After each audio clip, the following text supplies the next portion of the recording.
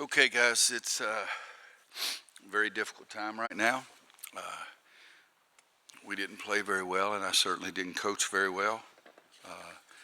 Syracuse came out early and made shots, and we got in foul trouble in the first 5 minutes. There's not a lot to say. I mean, I think that we played them 10 or 11 days ago and played extremely well, and they may have had more incentive to come back, or they may have just played better and coached better today. But we didn't get off to a good start, and then we made a little run to try to get back in the game, and it was a 4-point game, and then everything we touched turned bad. Turned badly, I guess is better English. They made shots. We couldn't make a shot. And we came out in the second half and tried to get more involved and got the ball inside 3 of the first 4 possessions and scored. And then we lost the ability to get it in there, either by not making the right pass to get it in, or the big guys not moving as well. And again, I've got to do a better job of coaching, and I didn't do a very good job coaching this game. That's the bottom line. Questions for the players first, please. Raise your hand. Front row. To either of the players, what happened during that 14-0 run late in the first half? What caused it, and how much did that take out of you guys?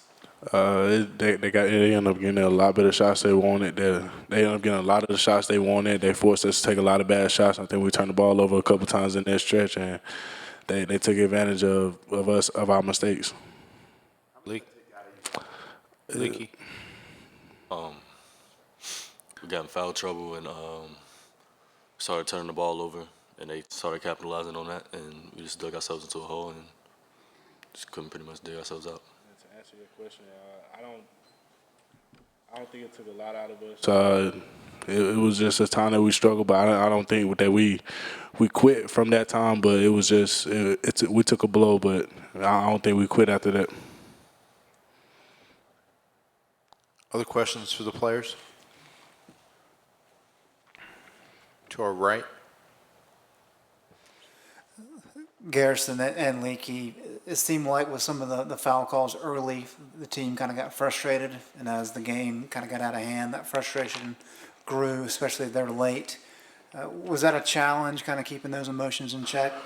It's tough, especially when you see calls like that don't go your way. I mean, the officials made the calls. We just have to live with it. But I think we could have controlled ourselves a little bit better, especially with our frustration. And I don't think us fussing at the refs and crying and whining and stuff will help eventually. Any of those calls, it only makes it worse for us. So hopefully our players from that were whining and complaining learn from that. Leaky. We just have to learn how to play defense without fouling, pretty much. We can't leave it up to the refs, and our job would be simple, pretty much. Any other questions for the 2 players? Front row, last question.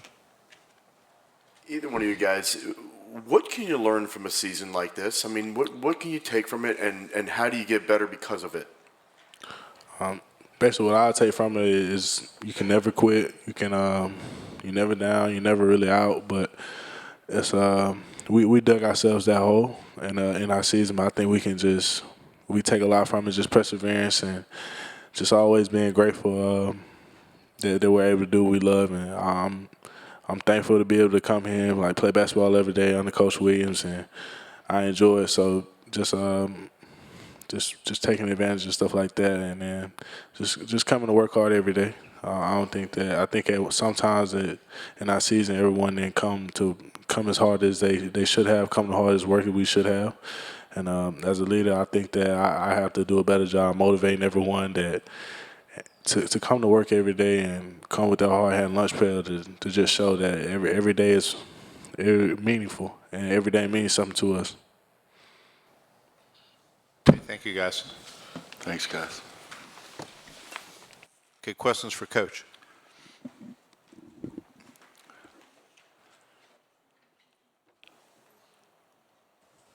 Back right. Roy, this is clearly a frustrating end to a frustrating season. Did you feel at any point during the course of the year you kind of got a glimpse of the potential of this team? Yeah, I thought, needless to say, I thought we'd have a better record at the end of the year. I don't spend a lot of time thinking about what our record's going to be, but I try to evaluate our team, and I thought that we could be better.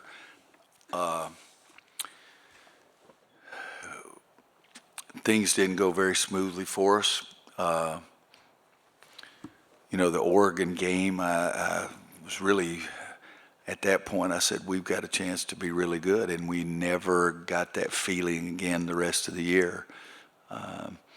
It was Garrison and Cole and B-Rob probably our three statistically, and maybe everybody's eyes, the three best players. We didn't have those guys together but 10 or 11 times, and some of those, like B-Rob at Gonzaga just played in the first half and never came out in the second half. But those are all excuses. There are reasons to us that went through it, but they're also excuses. I didn't find the right buttons to push. I mean, even today, it's just I got them together after a pregame meal and before we went over the scouting report and talked to them about what's going on in the world and told them, things are changing with this tournament and the whole bit, but let's just get it out in the open and see what questions you have, because I wanted us to really focus on the game. And evidently that didn't work either. I felt like that I'd take two steps and one of them would go forward and the other one would go back just immediately, or I'd take one step forward and two would go back. But I told them in the locker room, I'm as lucky as you can be. I get to coach. That's all I've ever wanted to do. And right now, it's not fun. It has been a difficult year. But this is what I want to do.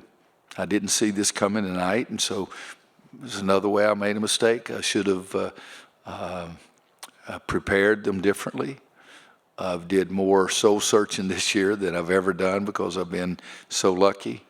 But bottom line is that Syracuse beat North Carolina tonight, and Jimmy Boeheim did a better job than Roy Williams did. And those things aren't easy to say, and I have a great deal of respect for Jimmy. I think he's one of our great coaches, but I didn't have my guys to play as ready as he has his guys. To our left. Yeah. Hey, Coach, speaking of what's going on in the world, as you put it, during the game the NBA suspended its season, is it your belief that college basketball games should be played moving forward, knowing that the pros aren't playing? I don't know any of that, so I'd hate to make an evaluation, but, this is a very serious problem. Last night I made a joke about how that it frustrated me because they said old people and it was 60 when I'm 69. But this is the most serious problem that I can remember in our country that there's no answer for. If the stock market's going crazy, well, it's just see if you can do some things. But this is a virus. This is a possibility of people getting very sick and dying. And it's something that, in my mind, is more serious than anything I can remember. And I'm way older than most of you guys. I remember when I was little that people were preparing places for you to go and hide underground because of nuclear weapons. And that was not a very comfortable time. And I was really little, but I know my mom was really, really scared. But this is something that you can't see. And this is something that I used this statement last night. We have very intelligent scientists and doctors and people that are in charge of this kind of thing. And the American people have been very resilient over the years, and I think we'll come out of this thing.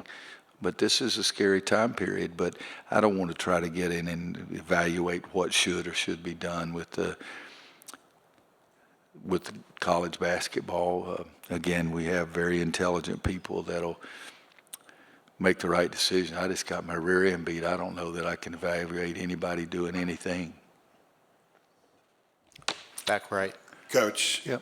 from a basketball perspective, what point of the season was the most frustrating period for you? And did you learn something about yourself, how you sort of found your way to navigate through that process? Tonight, first time in my life, I felt sort of hopeless. Couldn't find any cures. Couldn't find any solutions. And I've lost before, Jiminy Christmas. We've had great teams that have lost before, but tonight wasn't much fun. Last question. 3304 Sports. Like you said, it's been a tough season. And how do you mentor and learn the experience for yourself and mentor the kids through the pressure of playing for North Carolina basketball? Well, I told them that what you have in life is you have a lot of challenges. There's nothing more fun, guys, than being on a team. There's nothing more fun than being willing to make sacrifices towards a common goal. There's nothing more fun than doing something with somebody else, and that's called putting a team together.